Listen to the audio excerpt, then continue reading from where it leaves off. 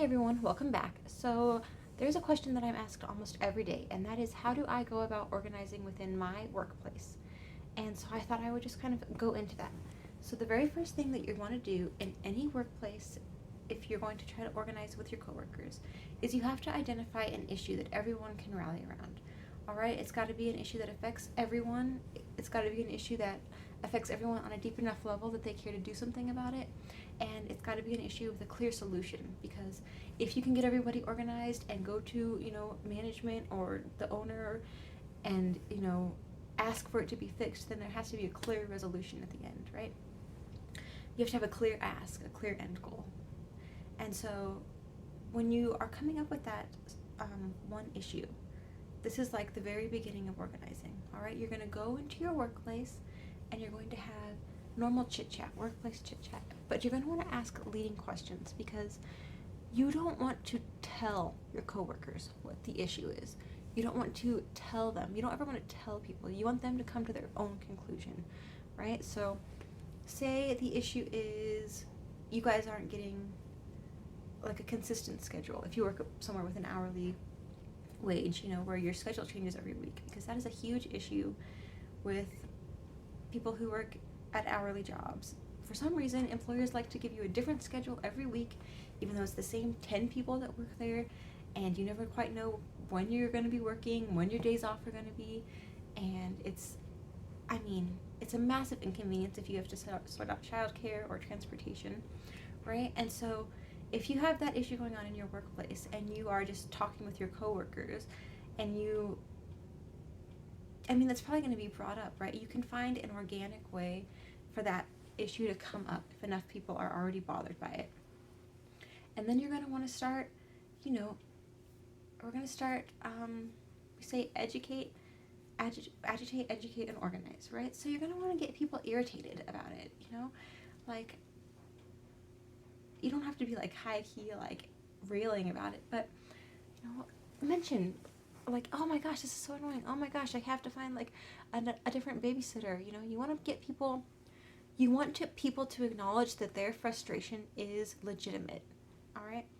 And the next thing you're going to want to do is start to subtly slip in the idea that maybe you guys could change your working situation, right? Maybe you guys could have a set schedule. Maybe you guys could, And then when your coworkers are centralized around an issue, when they are angry about the issue, and when they understand that it doesn't have to be that way, then you can organize, right?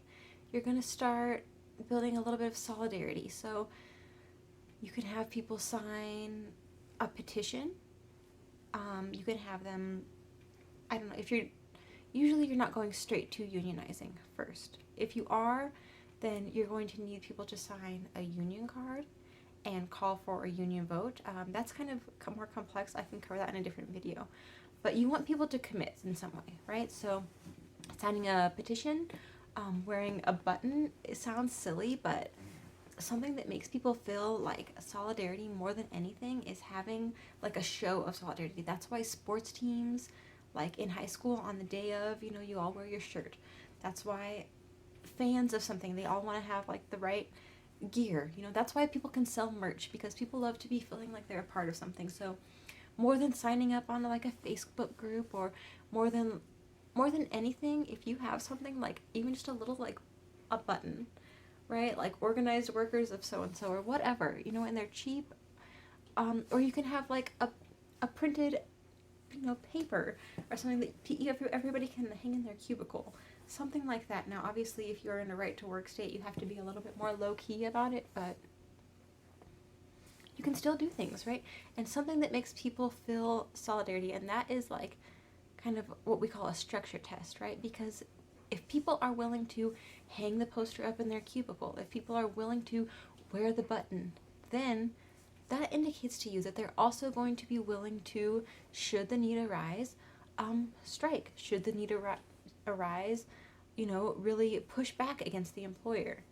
All right, so you're going to find your issue, you're going to agitate, and organize, and then you're going to start building solidarity. And that is step one in organizing any workplace, any Even in a tenants union, you know, it's the same thing. You want to find the issue within your apartment building.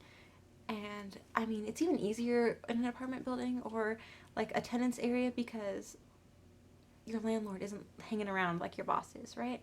So you can give out in front of, if you live in an apartment building, there's maybe a mail area where everybody gets their mail where you could hang up a flyer with contact information. You can go for a, you know, walk your dog, even if you don't have a dog, when you know everybody's heading home from work, so you're just out there.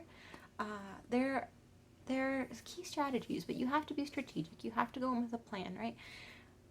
Workplace organization doesn't just happen organically, not in an effective way. You have to go in with a plan. So you're going to find your issue either in the workplace or, you know, within your apartment building or complex. And then, like I said, you're going to agitate, educate, organize. Remember that. Agitate, get them angry. Get people righteously angry. Educate them that it doesn't have to be this way. And then we're going to build the solidarity so that we can stand together and make a change. And that is the foundation of workplace organization. Now I can go into the more nitty-gritty details in another video, but this is just kind of your introduction, all right? So workplace organizing 101, I guess. And that's all. I'll see you guys next time.